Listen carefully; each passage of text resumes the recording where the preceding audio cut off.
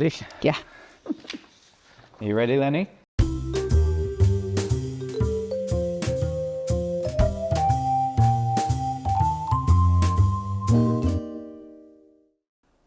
Welcome everyone to episode 4 of the Reconnect Self podcast with Tracey Quayle. I am your host and also Tracey's husband. My name is Scott. I'm a filmmaker, Tracey is a counsellor, and together we run these Reconnect Self retreats here in Perth, which is in Western Australia. In today's episode, we are going to be talking about expectations. Tracey's going to share her insights on how to get clear on expectations, what to do when things don't go according to plan, and the importance of support networks. How are you? I'm very well, thank you. Good. Are you ready to talk about expectations? Sure am. All right, well, let's start. Why are they so important in our lives? I think expectations can be one of the things that really trip up relationships. So in it doesn't even matter what relationship it is. It could be in a workplace, it could be in a romantic relationship, it could be in a friendship. If you're expecting something from that person that they don't know about, or they don't agree to, or they don't deliver on that expectation, then if any one of those things fall down, we're going to have an issue in that relationship. Something's not going to feel nice in that relationship. So it's really important that we get really, really clear with the people in our lives about what it is we might be expecting of them, and knowing what they're expecting of us as well, because sometimes the same thing, we can have things put on us as an expectation that we didn't know about, and we might not have agreed to it if we known about it, and people might be disappointed with us if we're not following through on something that we had no clue was an expectation of theirs. So an example of that could be if you had a family member that maybe it's a mum that always wants you to catch up on a Sunday, for lunch or for dinner or something, and that's not really working for you, or they've just thought that should happen. You might be locked into a cycle of something that doesn't really actually work for you. You don't really want to do that, Yep. But they're expecting that from you and would feel disappointed if you didn't deliver on that. So I think there can be loads of ways that this can really impact relationships. So why don't we start with, because you've been quite big on me around expectations. There's probably 2 examples I could give from about 20 minutes ago. But there's three sort of key things that you've taught me over the years. I think we should start with those. So do you want to talk about them? So one is just getting super clear on your expectations, and knowing who's doing what, is one of those things that we want to get really clear on. So on our relationship retreats, we look at all of our expectations of our partner, both in who's doing what physically, emotionally, or household items and responsibilities, but even getting clear on certain behaviours. So, for example, if we'd always had sort of disagreements or problems around what happens if we went to a barbecue, you don't do this, but some people do. If you went to a barbecue with me and straight away you ditched me and went off with your friends and I didn't see you for 4 hours, that might not work for somebody. Yep. So a way of, changing that dynamic, it could be that they get clear on what the expectation is. Okay, please walk in with me. Please make sure I've got a drink and someone to talk to, and then you can go and, spend the rest of the time with your friends, or check in on me, every hour. You can have different expectations like that. So that's the first thing, is get really, really, really clear about what it is you're expecting from that person. Because in that example, that husband might not have known that was the expectation. He might have thought that was fine for him to, kind of go off and do his own thing for 4 hours. But with the wife making it really clear that wasn't okay for her, then they can make that change and not have that disagreement based on those different expectations. So that is step 1, like getting clear on what the expectation is. Yes. And so just because you've been clear about what the expectation is doesn't mean that now we've put it on our partner or our friend or our colleague. Now we just know that that's what we're wanting, and then they've got to actually agree to that. So I always say to my couples, don't ever agree to anything that you don't think you can deliver on. So an example of that could be if they said to their partner, or their partner said to them, hey, look, you're going out on Friday night with, your friends. Can you be home at 10 because the next morning we've got a really busy day and I want you fresh and not, hungover or feeling tired. So if that person thinks, 10's pretty early, my friends like to party a bit longer than that, it's probably going to be 12, then they shouldn't agree to 10 o'clock because they're probably going to let their partner down, or they might resent that, that agreement when they're out having fun with their friends and they're having to honour that commitment of going home at 10 o'clock. So it's better that they actually negotiate that to a point where they're happy, rather than actually resenting their partner or not following through. Because what will happen if you don't follow through on something you've agreed upon is you erode trust. So step number 3 is following through. Yep. And so if we can't follow through, because there will be loads of times where someone maybe is committed to something or there's an expectation there that's kind of just a long-standing expectation, but we can't always deliver on those things. So what we want to do then is at our first knowledge that we can't deliver on that expectation, we would contact that person, send them a text message, give them a call and say, hey, look, I can't make dinner, or I can't get home at this time, traffic's really bad, or I'm having such a good time, I want to, stay out a bit later. But it's about checking in prior to that deadline being passed. Like, it would be no good for the person that's supposed to be home at 10 to suddenly message at 10:30 saying, I'm having a great time, I'm not coming home just yet, because he's missed that expectation. But maybe at 9, if he said, hey, look, I'm having a great time, how would this feel if I was staying out a bit later? And again, they've got to negotiate that. If it was an agreement around kind of who was doing dinner that night, or that was your normal night that you cook. So for us, the nights that I work late is the nights that you cook.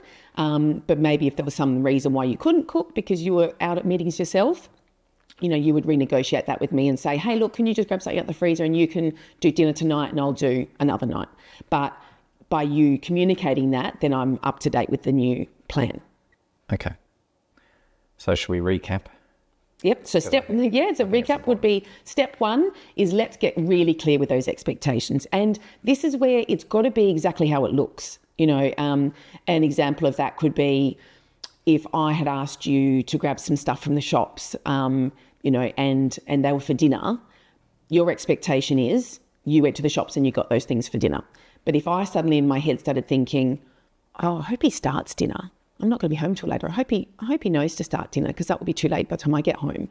But that's not your understanding of my expectation. Yep. So it would be unreasonable of me to have that expectation of you, or to be disappointed when I walk in and don't smell anything cooking, because you didn't know that was my expectation, or in that way it could have almost been a hope.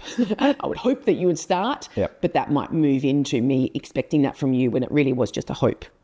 And I feel like this is the area where a lot of people will fall over or get caught out. Yes. Is that difference? Yes. And what also can happen is if people aren't really clear with what they expect from each other. So if, for example, when we are on the relationship retreats and we get everyone to divide up their tasks and responsibilities, I always say to people, be super, super clear and specific about who's doing what. Don't just put, we're both responsible for cooking, we're both responsible for tidying up, because then when it comes to it, it's like, well, who's doing tonight? Or who's picking up this, stuff off the table? You need to know whose role that is, or what night you're doing that cooking. And the other thing can be is when we talk about love languages, which we'll probably do another episode about love languages, but one of the love languages is tasks, and that's doing something for someone that they might, appreciate. But if you don't know what's expected from you, you can be thinking you're being really sweet and doing a task for your partner, but they're thinking, well, so you should, because I'm doing X, Y, and Z. So that's happened a lot in my couples counselling, where I might talk to them about love languages, and someone says, oh, well, I come home and I straight away bath the kids, or I do this. And then I'll look to the other person and I go, what are you doing? And they're like, I'm cooking and I'm doing, so they're not appreciating that. They're just thinking, you're doing that because I'm doing this. Yep. So again, that's a fall down of expectations. This one is, and we wrote, you wrote we have a mailing list. If you want to join our mailing list at traceyquayle.com. So as part of the newsletters that we send out, we did one on one of the biggest causes of disagreements in a relationship, which is who does what. Yeah. Which is kind of where you've gone to straight away. So why don't we talk a little bit more about that, and maybe we could talk about our relationship, because I certainly remember it's not as bad anymore. I remember when the kids were little. Yeah, I think it was when the kids were little. Brutal. That would have been probably the biggest source of conflict we would have. Yeah. Like, it's funny, I always say to my couples, what are the themes to your disagreements? Because you might have 100 fights, but you're not going to have 100 different reasons for those fights. They'll come down to different themes. When I think about our different themes, ours would definitely be who does what, who does more. Yes. and you always want to win.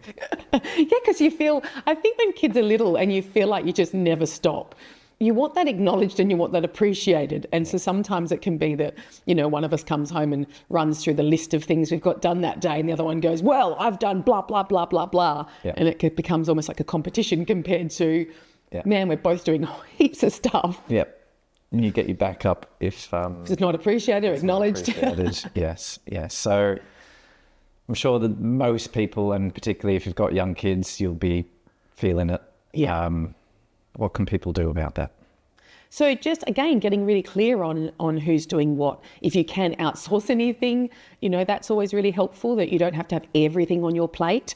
We're going to talk about support networks, in a minute, and how to bring those kind of into your lives. But I think with expectations, it's not just about in our romantic relationships. If you think about it in a workplace, if you're not being really clear about what your role is, then that can be hard. You're taking on work from other people, or maybe you're not utilising other people, the way that you could be. So I think you really want to get clear on how these things look in your relationships, in general, even with friendships. Sometimes I'll talk to my clients and they'll be thinking that, they might have a friend that's letting them down. And partly that might be because they're expecting something from the friendship that maybe is not really current anymore. Maybe back in the day, they used to do those things for each other, but maybe it's been a long time since that's happened and they're hanging on to old expectations, because that can be something that is a problem as well, that we expect things from people that we're no longer as close to, or we might not have thought about what we might like from people that are closer to us, in more recent history. Yeah. Well, I think they're both relevant. Why don't we start with couples? So if you're in a relationship, but then we can also talk about the friendship one, because I think they're different, because the relationship one, obviously, that's the closest person in your life in most instances. So let's say you were like us, particularly if the kids are little, both of you are doing so much and you constantly feel knackered and unappreciated. What are some tips we could give people, or you can give people, on what to do? Obviously, we use the pack of cards, so, that's one thing. But I'm also thinking about, and I'm still like this, not as bad as I used to be, I think, but you get defensive, if you're not so how can you make the other person feel appreciated, or how can you have those conversations without it becoming an argument? Well, again, I think it's really important that you divide it to start with, it's really, really clear. And you also want to always update expectations as soon as there's any change of circumstance. So just recently I've taken on a little bit more work and you've let go of one of your clients. So you've been doing a little bit more of the stuff for the kids, and I've been doing a bit more of the outside of the homework. So we didn't really talk about that too explicitly, but it just sort of naturally happened that you stepped up a little bit more and I let go of a few more things. Yep. But for people that don't have that, happen sort of naturally, they would absolutely have to navigate that and change that. Actually, in fact, I was talking to a client just yesterday, and that is exactly what's going on in his life. So his wife has returned back to work for the first time in, many years. They've got 4 kids, so they're even worse than us in terms of being pulled in different directions and all the things they have to do. And now they're trying to renegotiate her role, because she went from being the stay-at-home mum to now she's going to be working a few days a week and quite a demanding role. They're going to have to try and figure out where to put all those tasks that previously was on her shoulders. And what's a good way to do that? So a list. So we did the cards, but, on our retreats, we just have a list of tasks and responsibilities that you just go through. And you start off by looking at who does it currently, and then you can look at ideally how you would like it to look. Yep. But that's when people forget to get kids involved. If your kids are of a certain age, get them to be doing things. Even little kids could be tidying up a little bit or taking a bit more responsibility for their things. So first of all, our youngest daughter? She is very lazy. Laziest kid I've ever met. But that's our fault. We're not making her do stuff. Yeah, that's true. So if we were onto her more, then... She's too cute. And she's the youngest. Yes. So we're not helping ourselves. No. All right. Sorry, I interrupted. Yeah. So you get super clear about those things. Make sure you're renegotiating whenever there's sort of a change of circumstance. And that way you also know what's kind of outside of your responsibilities. And I would always say that, you know, you're both adults. You don't want to feel like you're being nagged or harassed to do a task, especially if you've already said, hey, I'll do the washing, that's my responsibility, or I'll do the floors or whatever the task might be. You don't want the other person nagging you all week saying, you still haven't done the blah, blah, blah. So maybe it's also having a clear understanding of when that will be done by. Yep.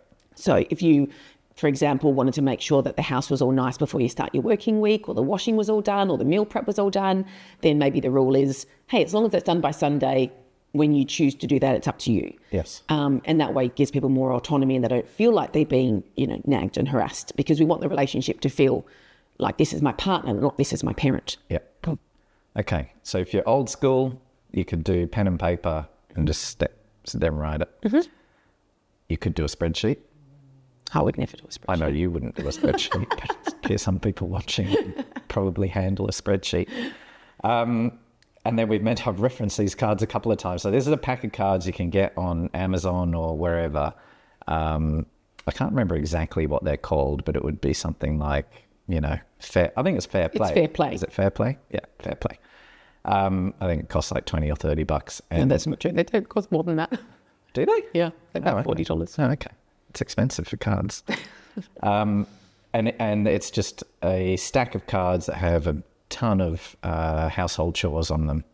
And so what we did is we went through and it's like, oh, that one's yours, that one's mine, that one's yours. You know, we could give that to one of the kids, and you just go through them. And then I guess you negotiate once you've got your cards in front of you, do you really want to do this? Or, you know, do you want to take that one on, and you figure all that out? They also, in that particular deck of cards, they talk about having a minimum standard of care, I think, because that can be one of the reasons why people might not hand over tasks or responsibilities, because they might feel like their partner's not going to do it to the level that they think is acceptable. Yep. So, you know, maybe having that conversation to make sure, again, those expectations are aligned, because otherwise if your partner, for example, said, I'll do the washing, and this one comes up a lot. People do not like how people hang up washing. so people will often, you know, have a go at their partner about the way that they separate, you know, washing when they're doing the washing, or the way that they're actually hanging out on the line and how many pegs they use or don't use, yep. The order that they put it in. It can really cause, you know, some disruptions in relationships from hanging out clothes. So that's why I don't get involved in the washing. You know, you've got a system, and just let you do your system.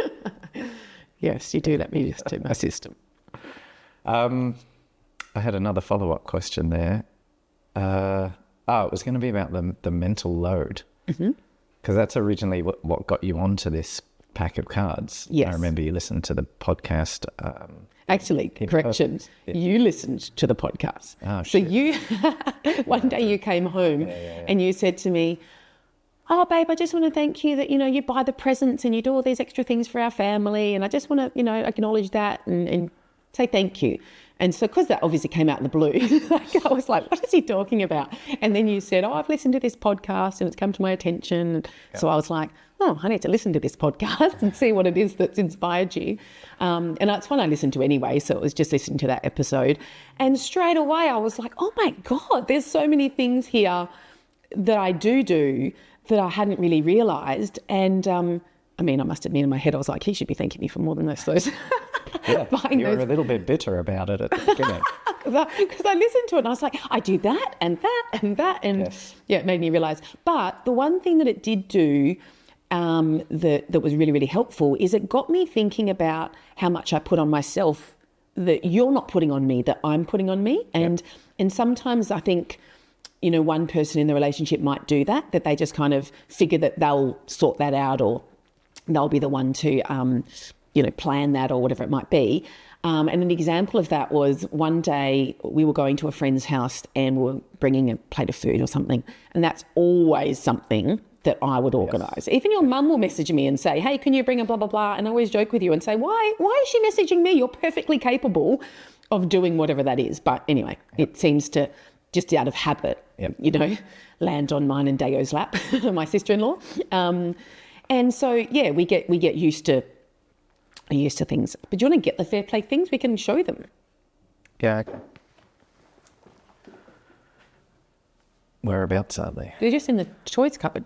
All right, so I've got the cards. Do you want to talk about what mental load is first? Yeah. Or do you want to do the cards first? No, I'll talk about the mental load. Okay. So it was through these cards that we really had the discussion about mental load, because that was when you were thanking me about the presents and the things that I was doing. But one of the things that, really stood out was the times where I had to think about presents. Like, it was always my responsibility to think of all the presents, even if it's for your family, as well as the kids. And when you go to birthday parties and things, so all of those sort of things, it's not actually the action of going and getting the gift that is the bit that's taxing. It's that mental load of what would they want and where would I get that from, and is it available, and how far away is it for that shop. There's all those things that you've got to think about and consider that can be quite draining. And there's a million of them, right? So to really delve into what mental load is, and I'm guessing, it might be different in every house, but I would guess in a traditional male, female, husband, wife, it's probably falls more onto the wife, like especially at our age group, I would say. I don't know.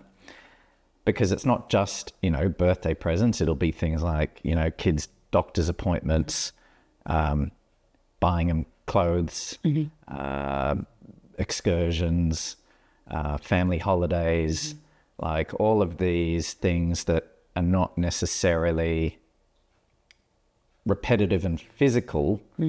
A lot of it is you're just thinking about it. Yeah, and you don't see that outcome from it. Yeah. Like, that's not an outcome that you figured out what to make for dinner. You still got to make the dinner. Yeah. Yeah.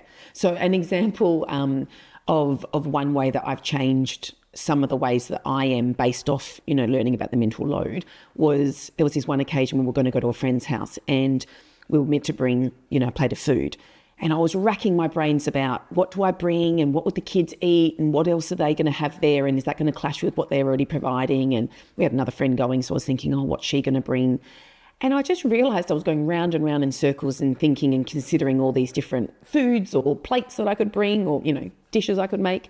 And I remember ringing you and just saying, babe, I just feel full. I'm at capacity. I cannot figure this out. Can you please figure out what to bring to our friend's house? And then you said, no worries. What are you thinking? What can you bring? No. That's the bit.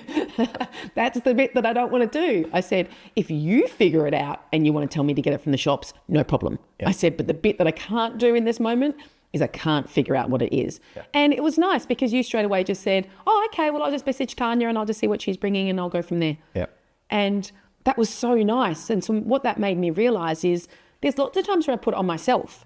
It's not that you're asking me to do that or expecting me to do that, but it's just I'm not really thinking about it enough to... I could give you some more credit here. I think over the course of our relationship, you have just done them without being asked. And if we're talking about expectations, it's almost unsaid that I would probably just expect you to do that because you always have. And I'm not saying that's fair. I agree. Just the way it is. Yeah, that's a good point. When we do sort of the same things over and over, then that will become what that person expects from you in any regard. Like if you were the person at work and you always got there 10 minutes early, after a while, people kind of expect you to get there 10 minutes early, even though you don't have to, you're not obligated to. But if that's just what you've always done, then that's kind of what people start expecting from you. Yes. If you're the person that's always sorting out the IT in the office, people start expecting that you're the person that sorts it out. Yes. And that can be, again, one of those things where if that person didn't like that, they'd have to renegotiate. Stop calling me for the IT stuff. I'm not the IT person. Yep. Okay. Should we crack open these cards? Sure. From only one-handed with Lenny, you have to go. So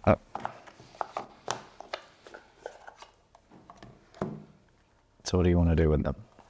So we can just show, some of the things that are on here. So for this one, it's also talking about like things that you maintain that you might not think about. So as much as in the tasks and responsibilities, when we're looking at those things, there's also things, what's one saying, adult friendships and sort of who maintains that. Yep. In our relationship, who maintains that? Do you want to show the camera? You? Yes. Well, we both knew that one, obviously. Yes. So it's just going through loads of things that you wouldn't also, think about. Because that's probably a good one because that is not a tangible chore. Yes. That is a but it's still something you would devote energy to. And that's kind of what we're talking about with the mental load. Because another thing you do is organise catch-ups. I know we talked on a previous episode that you've pulled back a little bit on doing that, but you still do it. Yeah. And, you know, one of your tasks at the moment is also growing our friendship group with people that we've met who we like. But as adults, it can become difficult. Like we've known this couple now, who we went down south with, the others. I won't. Yeah, I don't know. I don't know why I'm not naming names, so I won't. But it's hard because they have little kids. We have little kids, or not so little, but we have kids, and it becomes hard to even start that new friendship. But you've taken on that role and you've made things happen, and that takes energy. Another one would be seasonal items, and this one's got like special occasions. I can see a Christmas bauble and different celebrations. I'll put that in your pile because I made an agreement with you very early on. Year one. See, I was clever right back then. So what I said to Scott was, at the time, I think I had ditched my Christmas tree or something or other, and it was coming up to Christmas time, and he said something about decorations. And I said, look, we can go and get a tree, but you're going to be responsible for putting that up and taking it down every year. Yeah. You know, he might have thought that was going to change over time. I did. It didn't. No. It didn't. 17 years later, I never put up the Christmas tree or take it down. I do resent it sometimes. Yes, I learned that long ago when I was a kid and had to do it. Yeah. That is not for me. Yeah. And luckily, I'm not that fussy person. Like I've got friends where they have to do it themselves because they need everything to be perfect and so. And I see that it's not sometimes that good. Ours is a 1980s family just chucks stuff on the Christmas tree. It's not a cover of a magazine styled beautifully. But I have to accept that if I'm not prepared to be involved. So I have accepted that. Very good. All right. Where do you want to go to next? I'm just looking at my notes. So with the cards, so just to wrap that up, with the cards, it's going through and, you know, making sure that you're really clear about who's doing what. Another point is it does not have to be equal. Like, you know, when you've got different roles in the family or different responsibilities, it doesn't have to be that you've got an equal number stack of cards. And especially because some of these cards might be a much bigger load, like me doing the washing for 5 people in a house where there's sports and all sorts of stuff going on. That's a really big job. That wouldn't be comparative to putting up the Christmas tree once a year. Yeah. So we want to make sure that it does feel like okay for us. It doesn't have to be equal, but as long as we feel like, yep, that's manageable, I'm okay to take those tasks on. Again, if we can outsource anything for it, you know, in any ways, I'm the queen of outsourcing if I can. And I'll prioritize different things based on that. Like I might outsource getting the oven cleaned, but, you know, I might be happy not to go out for a fancy dinner. Yes. So it's just figuring out what your priorities are. And for me, time is definitely one of those things. So if I can outsource a task or two, that's my priority. All right. I think we're still not, but we are going to move on to support networks in a minute, but I think we should still do, because I've got a couple of, I think, funny examples that we could give from this morning. Yeah. I still want to make sure we go through the 1, 2, 3 things, because every time we've done that so far, we get caught up in a conversation.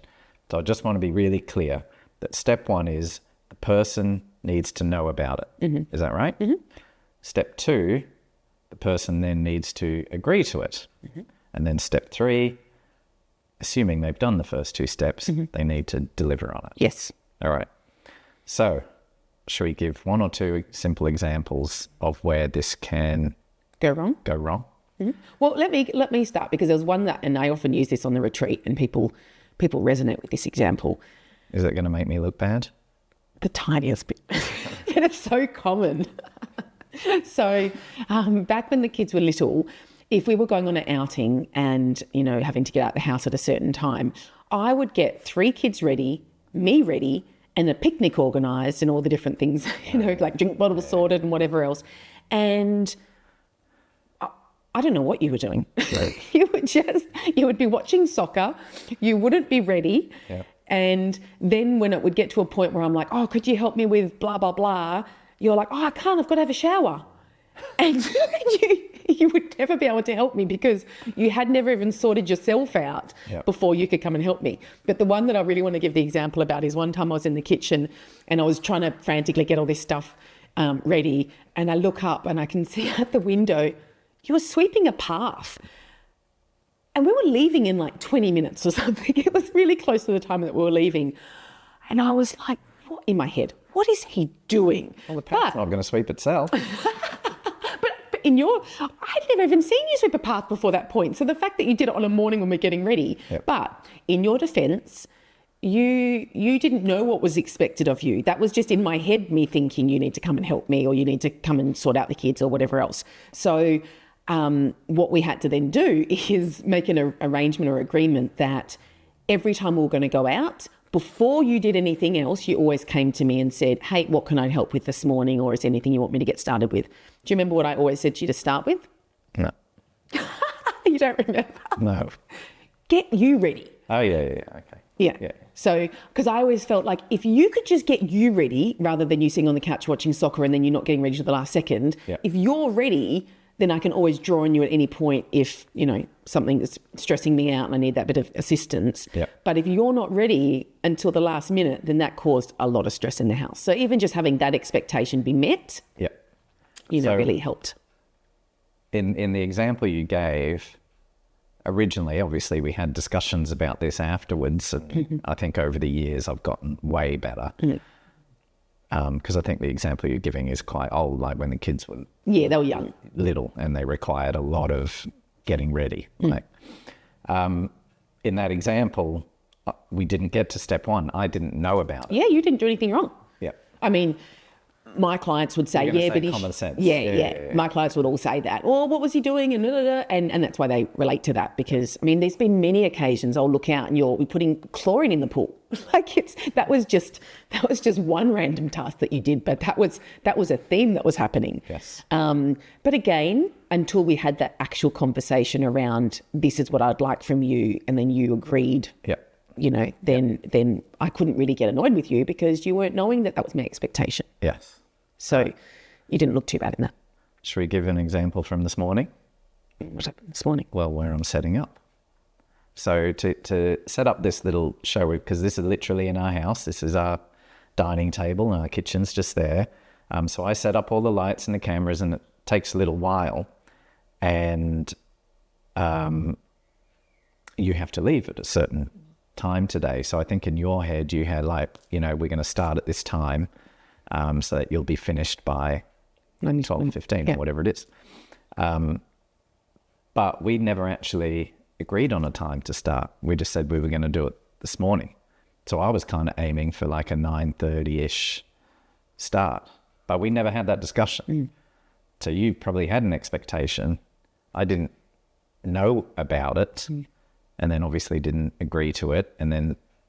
But in your mind, and that's annoying for you that I'm not ready. Yeah, and that's an example of it being kind of a loose. We had a loose understanding of things, but it wasn't, it wasn't tightened up. Yes. Yeah.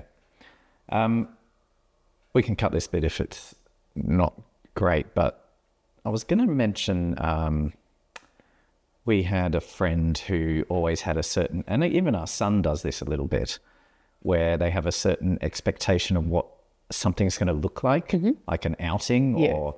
Should we talk about that? We can. How do we start?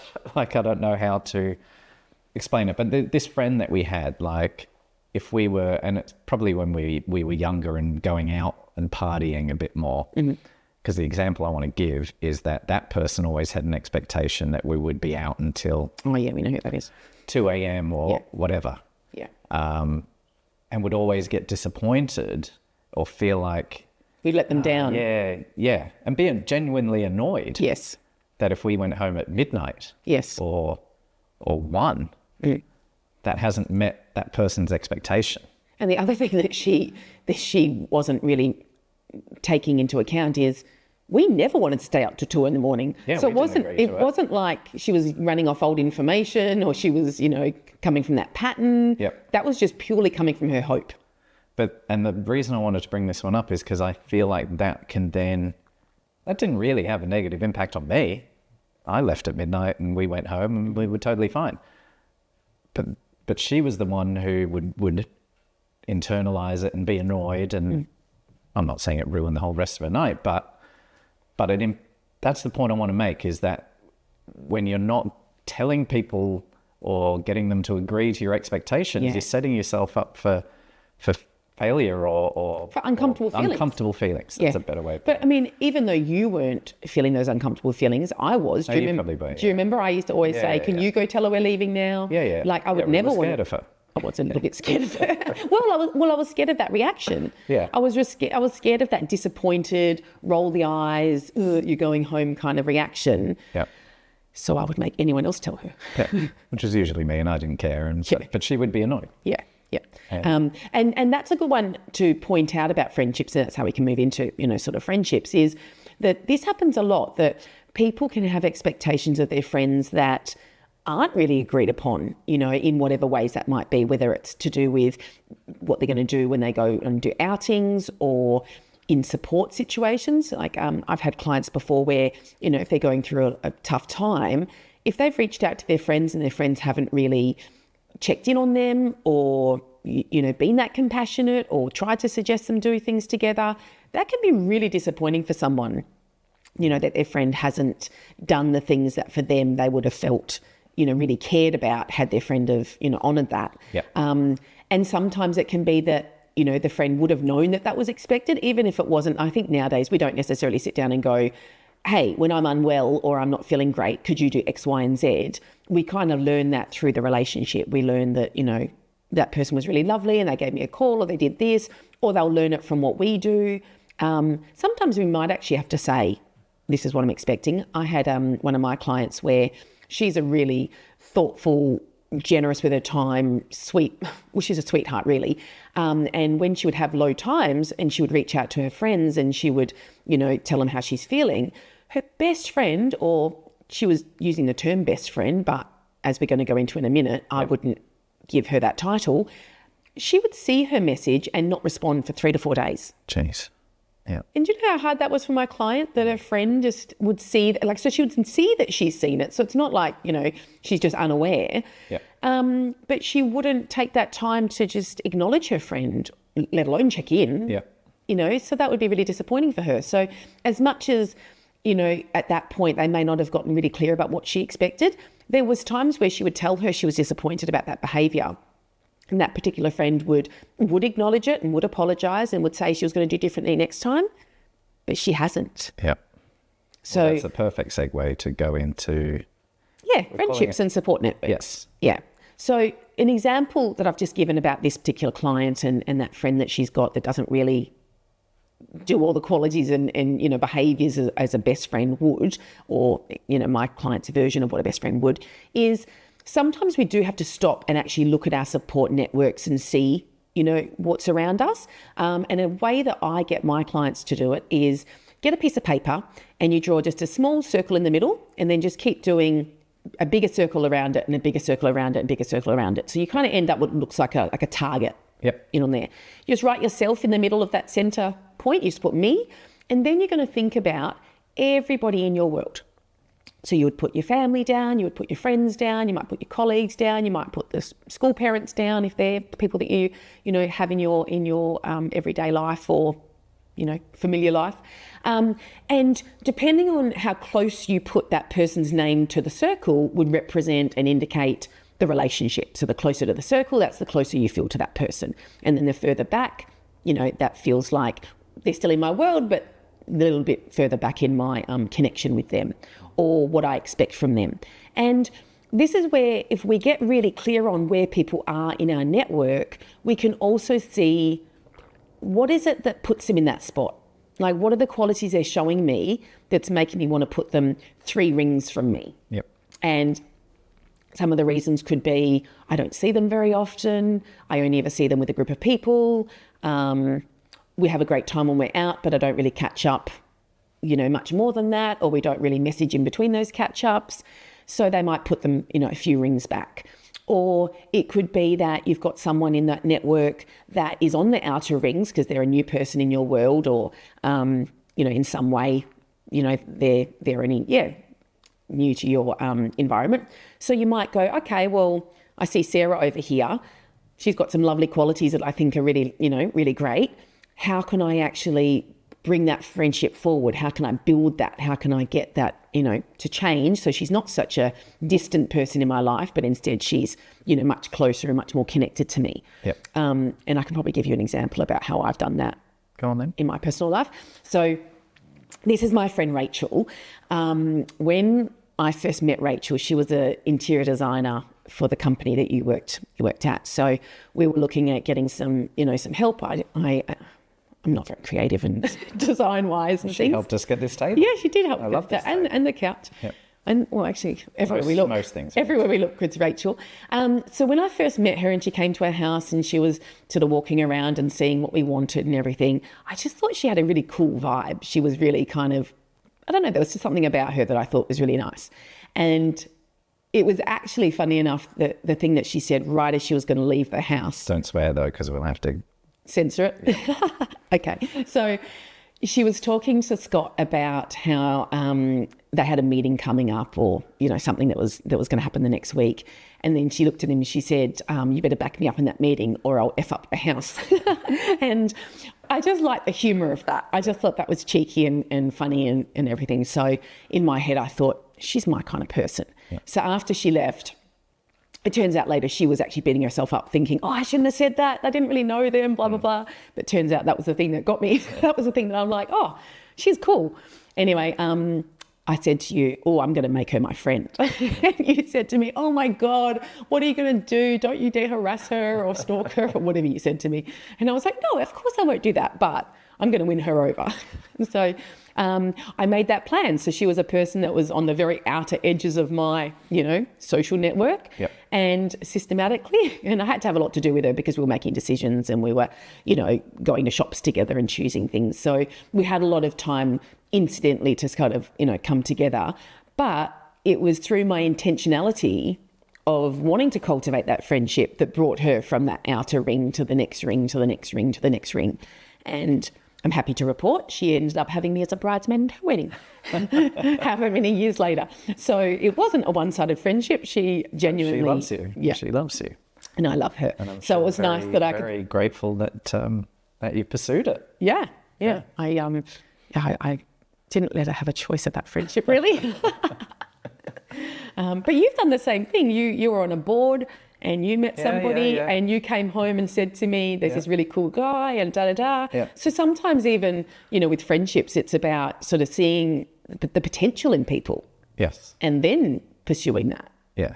Which doesn't always come naturally as an adult, I think. But I have done that with my friend Ronan. Hello, Ronan. And it's been great. Yeah. Yeah. I love spending time with him. Yeah. But one of the things that can really trip up those friendships, whether they're new or whether they're old, is same thing, not having the same expectations, of the friendship. So someone might want to catch up more frequently. Someone might not have that, availability to do that, or maybe the inclination, maybe they're not as social as the other person. Yep. So getting really clear on what those expectations are, is really, really helpful. This could also spill over into support we have for our family. So when I'm working with clients and we're talking about babysitting arrangements and how they can get more time out for themselves, I'll often say to them, how many times a month are your parents able to have the kids? And they might not know. They might think that, because I use my parents on a Wednesday for babysitting rather than using daycare, I don't want to ask them for a Saturday night babysitting or a Sunday afternoon babysitting. And I'll say to them, "But do you know that they don't want to do that?" And so again, it's about checking out, hey, how often would you be happy to have the kids or see the kids? And once you know that expectation, you can work within that. Yep. And then you're not feeling like you're overloading your parents or whoever that person is that's helping you out, but you're working within what they're fine to do. Perfect. What else do we need to cover for support networks? Well, one of the things I would also say that can be really helpful for people is knowing what to expect from people. So again, look at your support network and you could go, what do I know about that friend, or what do I know about that family member?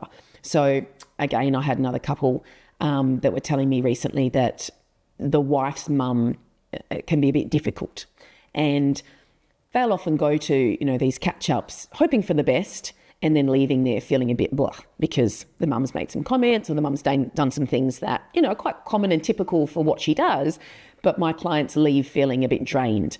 And I've said to them, one way that they could sort of counter that is write down everything that they know about that mum. So they might go, okay, she's always complains, or she's always negative, or she's always going to critique your appearance, or she's always going to overrule you when it comes to the kids, and she's going to do whatever she wants with giving them a snack or whatever it is. So if you know all of those things going into that visit, then you can protect yourself a little bit more from that. One way of doing that could even be going, okay, I know she's going to be negative when we go in there, or I know she's going to critique my appearance, so I'm not going to take that personally. That's her. That's how she is. And so as soon as the first negative comment, happens, my client can look at her husband and think, oh, there we go, 5 minutes in. Yeah. Didn't take very long. Yeah. So it stops being about them, and it instead makes it really clear that that's just how mum is. Yes. Or same could be a friendship. If you know that you've got a friend that is always late, that's not the person to invite to ask you to drive to the airport. Yeah. Yeah. Because they're always late. Yeah. So you've got to expect that from them. Yeah. So it would be better off knowing what to expect from that person, and then they surprise you. So in that mum situation, if she was in a good mood that day and she actually gave you a compliment instead of the critique about your appearance, that would be a bonus, but you're not hoping for something and then having a disappointed fall back to reality of what they're normally like. Instead, you're going to have the bonus of, oh, well, that was lovely that they weren't how I expected them to be. Yeah. So it's almost a different type of expectation where, like, let's say focus on the person being late. I guess you could talk to them and say, it annoys me that you're always late, and have that and make an agreement that they're not going to be late. But then you don't always want to do that because you don't always want to be whinging and complaining. Yeah. Well, there can be certain things that you can just get over. Yes. Well, to be honest, in any relationship, we always want to train the other person as to what we're wanting. And it doesn't matter what you're wanting. As long as we're both agreeing, then there's no actual issue with it. I had a client years ago where she told me, as part of a story, so I didn't really go into it with her, but she said something about how her and her husband had an agreement that they didn't go to the opposite gender hairdresser. So you couldn't go to a female and I couldn't go to a male if that was our relationship. And that didn't bother them at all. So I often give that example to other people to say, it doesn't matter what it is that you're agreeing or not agreeing upon, as long as it is that you're together aligned on that position. Yep. So if that wife had gone into a new relationship and she tried to put in place that same, rule, someone else might be like, that's crazy, that's ridiculous. But, in her marriage at the time, it wasn't a big deal. They both were happy with that. So it's just making sure that the things I'm expecting from somebody, they're also okay with. So an example about the lateness, if we had first started dating and you just kept coming late, I wouldn't straight away have the big talk with you and get all serious, but I might let the first one slide thinking, I don't know if this is a pattern yet, you could be nervous. The second time I might joke and I might be like, oh, you got a watch on? Okay, no, you don't wear a watch. Maybe we need to get you one. I could just make a gentle... passive aggressive. Well, at that point, it might not be that it's a big deal. It could just be a little jokey bit. It would only be that you're upping the level of seriousness depending on how that's feeling for you. So say I had made a couple of jokes about you not having a watch or you not having a whatever, and you still weren't getting my hint. After a while, I'm going to have to say to you, hey, this is the third time or fourth time you've been late. Can you send me a message so I'm not, standing out front waiting for you or, whatever it might look like. But again, it's getting clear around if you're going to be late, this needs to happen. Okay, I think we've covered that topic pretty well. So how do you want to wrap it up? What are your final thoughts, like Jerry Springer? Well, just again to recap, in terms of expectations, we want to be clear on what it is we expect from somebody, be as detailed as possible, like don't have that be very loose, have that be really clear. So your example about this morning and time was a good one. Then we want to get that agreement from that person. So if that involves some negotiation and to get to that agreement place, then we need to do that. But we don't want to agree to anything that we can't deliver upon because we're going to erode the trust of the relationship. So we want to make sure that if I'm saying yes to something or that's fine with me, then we want to do that. A quick example about that can be when I say to you, oh, baby, you're going to go to the shops today. And you might say, oh, I might do. And I'll say, oh, can you get things that I really need for the next day for the kids for lunch and stuff. Yeah. And then later on I'll say, oh, did you go to the shops? And you're like, oh, nah. Yeah. And so because you haven't updated me about that and said, hey, look, I didn't get a chance to go to the shops, then I'm left kind of in that limbo land of, well, you didn't really agree, but you did. but it was too loose. Did I? I said I might go. But that's this where happens a lot. Yeah. So that's what I'm saying. It can fall down by not having that be really concrete and clear around that. Or it could be that I say to you, if you're not going to the shops, can you let me know by 3:00? Yes. And I can go That's on a the way. better way of... Yeah. So you want to get really clear around what that middle agreement is. Yeah.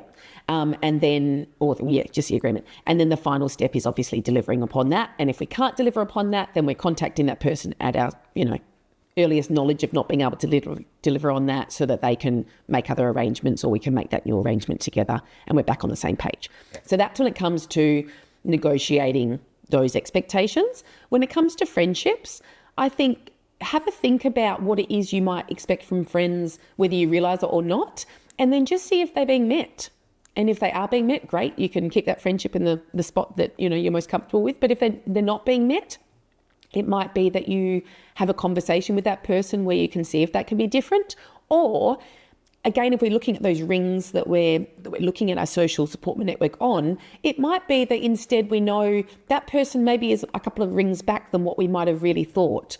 And that will just get us really clear around, okay, maybe that's not the person I'm going to call when I've had a tough day. Maybe it's someone else that's going to be more supportive, for me in that moment. And maybe if things change in that friendship, that person could be, that support for us again. But at this moment, that's not how that looks. They might be too busy. They might be, have just had a baby and they're not available. There could be lots of different reasons why someone can't be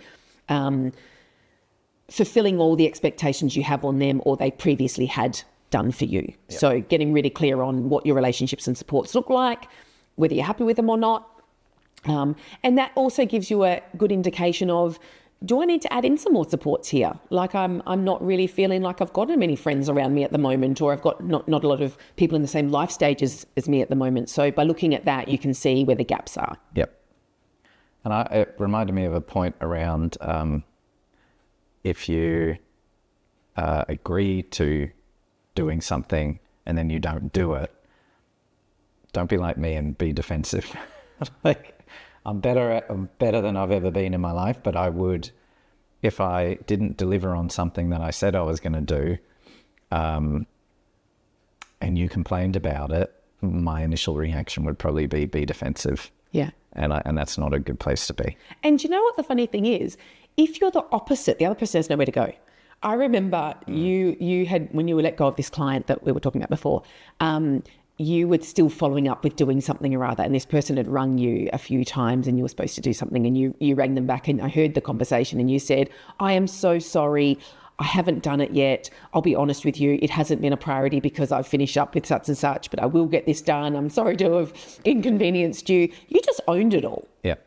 So that was an expectation that was on you that you'd agreed upon and you hadn't delivered, but you were so responsible for acknowledging that you didn't do it that they couldn't say anything. Yeah. I learned that in the workplace a long time ago, where I used to try and come up with it. Like if your boss said, oh, have you done this report or whatever it was, and you make up some BS excuse and don't own it, then they can sort of get annoyed with you. And I learned, I don't know, I think I was in my 20s. I'm like, if I just own it and say, yeah, no, I haven't, I know about it and I will do it, I just haven't got to it yet, there's very little, they can't really take that anymore. They can't escalate it. Otherwise they're just being an a-hole. So same for our relationships. Yeah. Whatever that might look like in terms of friendships or romantic relationships, if we have let somebody down in that way, if we can just own it and have a really good repair and acknowledge that, then the relationship remains stable and good. Beautiful. All right. Well, shall we wrap it up there? Sure. Good job. All right. So since this is the first episode we're recording where the podcast is out there in the big wide world. So firstly, thank you for watching and listening and supporting us. Oh, and for the lovely comments. People have given us such lovely feedback. So that's really nice to hear. So thank you. Yes, absolutely. And with that in mind, and look, I know every podcast says this, like it and subscribe and all that stuff.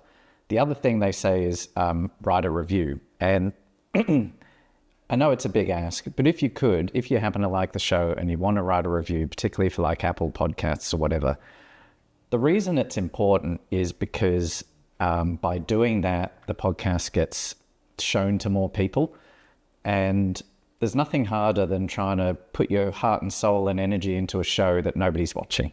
So that's why we ask for those little things that you can do that make it, I guess, easier for us to keep putting in the energy and producing shows and doing our putting our heart into it, because we know that it's helping people, and the more people it can help, the better it is for everyone. So that's why we ask you to do that stuff.